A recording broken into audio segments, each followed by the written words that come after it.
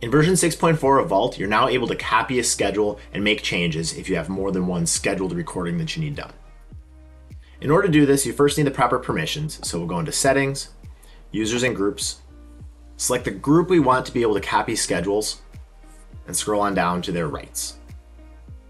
Within rights, we'll find Schedule, and there's a new checkbox for Copy, grants the ability to copy existing schedules. Then when a user is in the schedules, if they hover over any scheduled recording, they'll now see the option to copy it. Clicking Copy will give you all the exact same settings, except for it'll change the name to the initial name, and then in parentheses, Copy. And now I can make any changes that I need, including the name, the time, the container, the room, anything else that needs to be changed.